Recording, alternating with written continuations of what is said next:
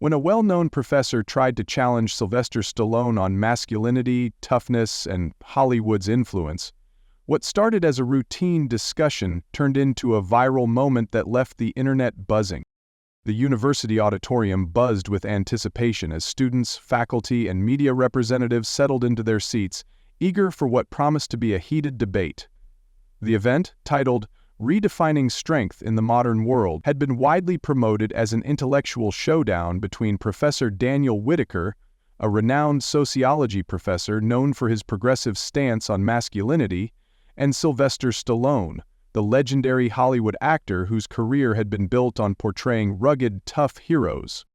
At center stage, Stallone sat relaxed, completely at ease, his broad shoulders settled into the chair as if this were just another day at the gym. He wasn't here to prove anything. He had done that decades ago. Across from him, Whitaker adjusted his microphone, shuffling his notes, a confident smirk on his face. He was used to leading conversations, controlling the tempo, and exposing traditional figures as out of touch, and today he had his sights set on making Stallone an example of outdated masculinity. The audience, mostly university students, leaned slightly in Whitaker's favor. Many had grown up hearing the term toxic masculinity, and they were eager to see whether Stallone could defend himself against modern social theories that framed toughness as obsolete. Some students clutched their phones, ready to capture viral moments. Whitaker leaned forward, clearing his throat. "Mr. Stallone," he began smoothly, "you've long been a symbol of traditional masculinity, but in today's world, don't you think it's time we redefine strength to be more inclusive?" A few chuckles rippled through the crowd. They expected a struggle. They expected hesitation. Instead, Stallone blinked, exhaled through his nose, and leaned in with a slight smirk. This was going to be interesting. The room fell into a tense silence as Professor Whitaker finished his question, his expression carefully composed yet filled with subtle anticipation. He expected Stallone to hesitate, to stumble over his words, to concede that traditional masculinity was outdated. Instead, Stallone blinked slowly, exhaled through his nose, and leaned forward, resting his forearms on his knees. His voice, low and steady, carried the weight of someone who had nothing to prove. "You mean, do I think being tough is a bad thing now?" A few chuckles rippled through the audience, but Whitaker smirked, sensing an opportunity. He straightened his tie and responded smoothly. "Well, I think we've moved past the era where men needed to punch their way through problems. Wouldn't you agree that today's world calls for a different kind of strength?" Stallone scratched his chin, taking a deliberate moment before responding. Then, he laughed. Not a polite chuckle, but a deep, genuine belly laugh that caught Whitaker off guard. "You're serious?" Stallone asked, shaking his head slightly. "You think toughness is a problem?" Whitaker, eager to regain control, pressed on. "I think it can be toxic when it discourages vulnerability," he countered. Stallone nodded slowly, as if considering the words. Then, with a measured tone, he asked, "Let me ask you something. If someone broke into your house tonight, would you want a tough guy in there, or would you rather have someone sit down and talk about their feelings?" The audience reacted immediately. Some gasped, others clapped, and a few exchanged wide-eyed glances. Whitaker's smirk faltered. He hadn't expected Stallone to strike back so quickly. For the first time in the debate, the professor hesitated. He opened his mouth, but Stallone wasn't finished. "Toughness isn't about punching walls or yelling the loudest," he continued. "It's about standing your ground when life knocks you down. It's about protecting your family. It's about discipline, respect, hard work. And if you think the world doesn't need that anymore..." Stallone shook his head. "Then, I don't know what world you're living in, man." The applause grew louder, and for the first time, Whitaker realized he wasn't in control of the conversation anymore. Whitaker took a deep breath, forcing a controlled smile as he regrouped. Stallone's counter had clearly shifted the energy in the room, and he needed to steer the conversation back into his favor. He wasn't about to let a Hollywood action star outmaneuver him in a debate. "Fair point," Whitaker conceded, adjusting his cue cards. "But let's talk about Hollywood's influence. You've spent decades playing tough, no-nonsense characters, men who solve problems with their fists, guns, or brute force.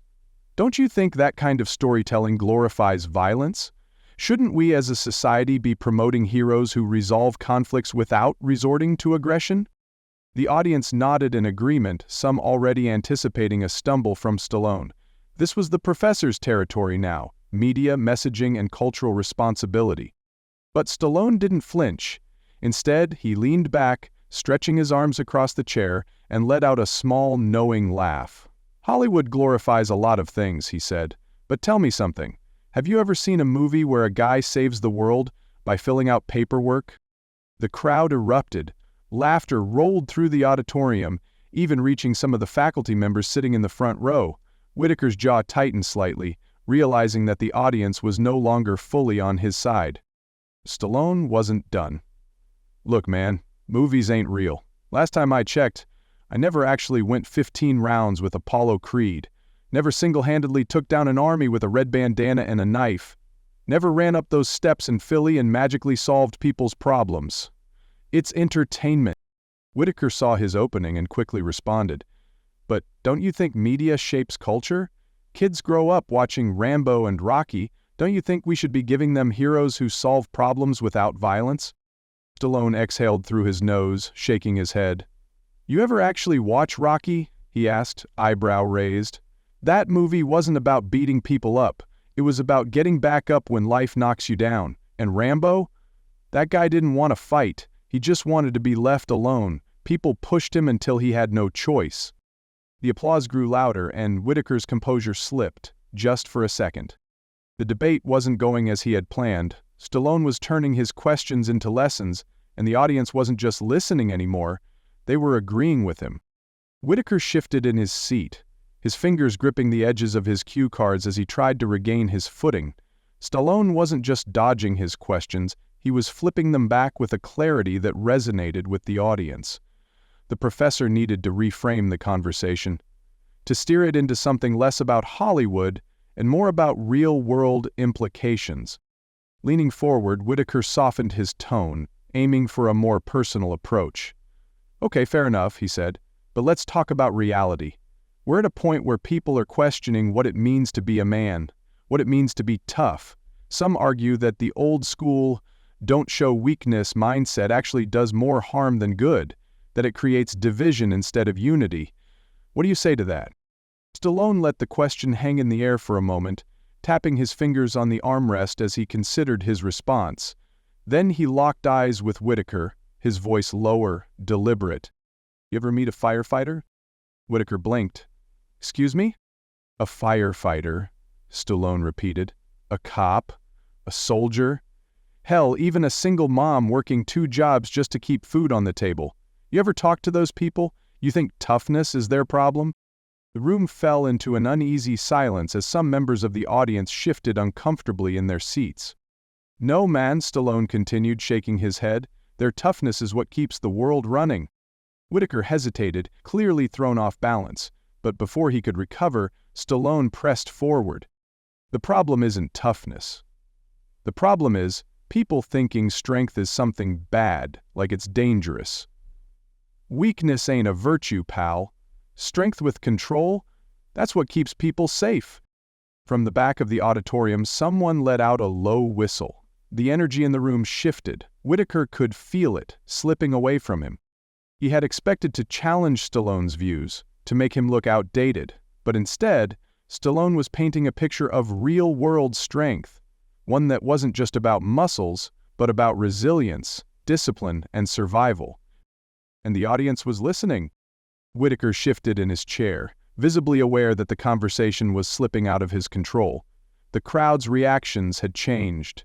What started as subtle nods toward his questions had turned into louder claps and murmurs of agreement with Stallone. He needed to regain ground. Fast. Leaning forward, Whitaker adjusted his tie and took a measured breath. "All right, but let's talk about something bigger. Don't you think that figures like yourself, and even the media, play a role in shaping the way society thinks? Isn't part of the problem that certain figures, certain ideas, are holding us back instead of pushing us forward?" It was a smart pivot, trying to frame Stallone as part of the outdated establishment that refused to evolve. But Stallone didn't take the bait. Instead, he let out a small chuckle and shook his head. The media, huh? He leaned forward slightly, his voice steady. You ever seen a building get torn down? Whitaker blinked. A demolition? Yeah, Stallone nodded. Takes what? Seconds? A couple of charges, press a button, and boom, it's gone? He clasped his hands together, letting his words settle. But you ever see one being built? Whitaker hesitated. He knew where this was going. The audience was already hooked. That takes years, Stallone continued, his voice calm but firm. Brick by brick, steel by steel, people working day and night to make sure it can hold up. But the people with the detonators, they don't care about that. They don't think about the sweat, the effort, the people who risked their lives to build it. They just want to see it come crashing down. The audience erupted into applause. Whitaker swallowed hard, his confidence shaken. Stallone glanced around the room, letting the energy sit for a moment before adding, You say moving forward, but moving where? Forward ain't always the right direction. Sometimes people get so caught up in tearing things down, they don't even stop to think about what they're destroying. Whitaker had no rebuttal. The conversation had officially flipped on its head. Whitaker shifted uncomfortably in his chair, sensing that the debate had completely veered off course and not in his favor. His carefully crafted talking points, designed to frame Stallone as an outdated relic of the past, had backfired. The audience was no longer looking to him for insight. They were waiting for Stallone's next words. Realizing he had one last chance to regain control, Whitaker leaned in, lowering his voice as if trying to make the discussion more intimate, more personal. If toughness is so valuable, he said carefully, then why do so many people push back against it? Why do so many people feel like it's outdated? The question hung in the air for a moment. Then, Stallone exhaled slowly, locked eyes with Whitaker, and delivered the final blow. Because weak people don't like being reminded they're weak. For a moment there was nothing but pure silence. Then the audience erupted. Cheers, claps, even a few standing ovations filled the auditorium. Some students exchanged wide-eyed glances, while others nodded in agreement, as if Stallone had just said what they'd always believed but had been too afraid to say. Whitaker opened his mouth, but no words came out. The reaction was too loud, too overwhelming. The control he once had was gone. Stallone leaned back, letting the moment settle.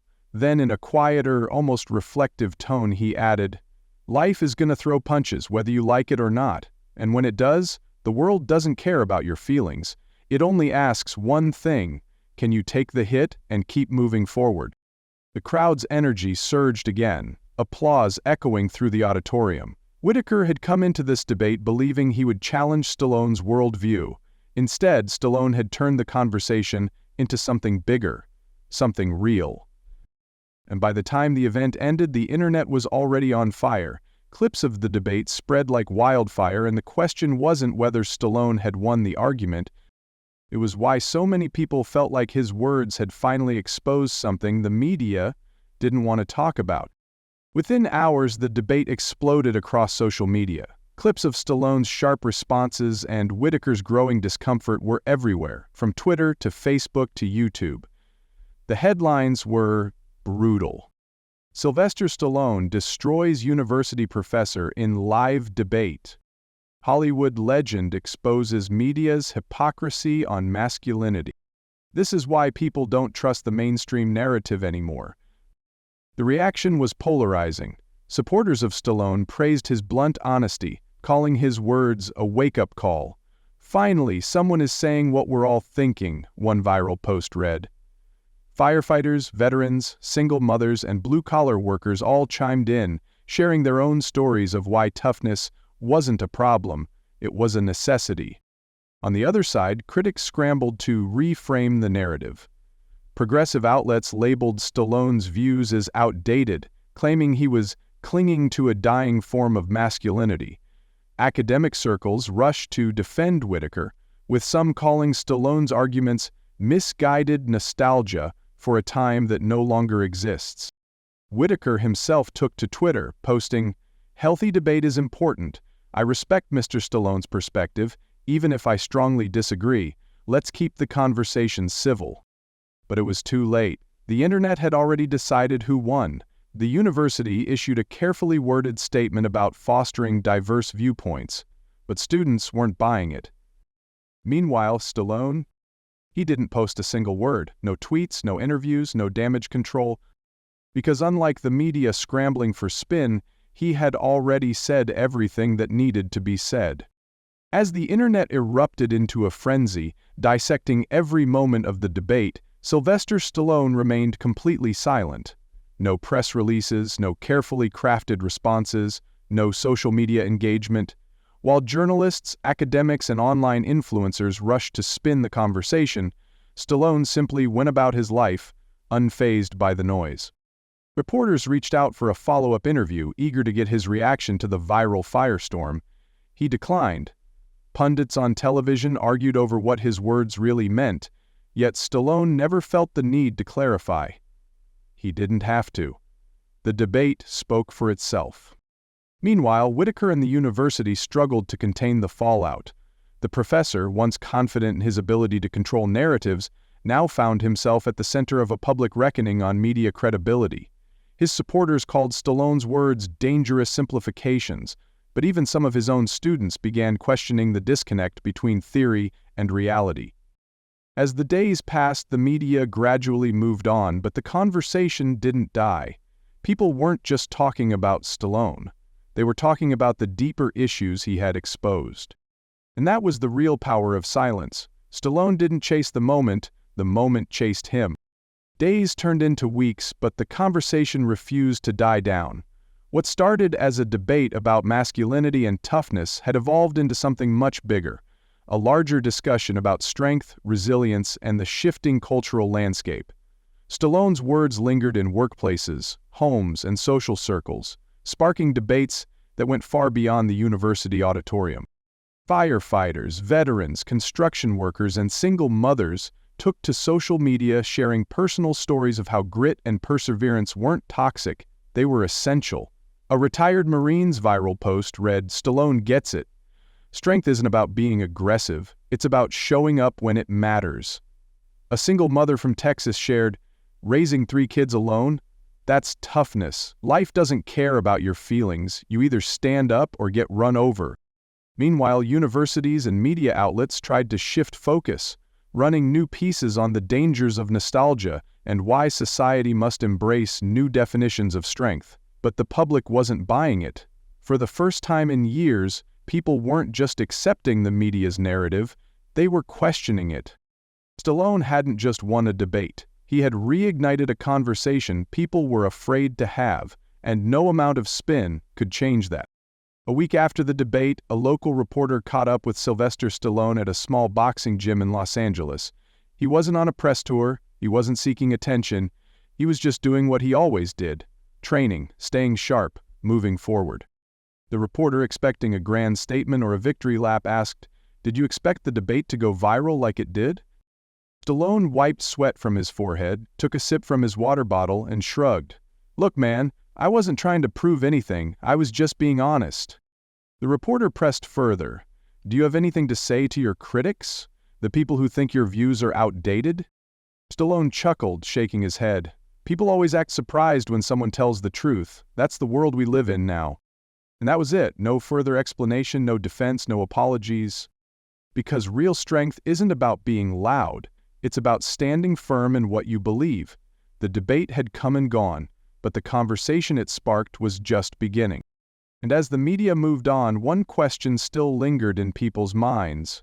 What does real strength mean? For many, Stallone had already answered it.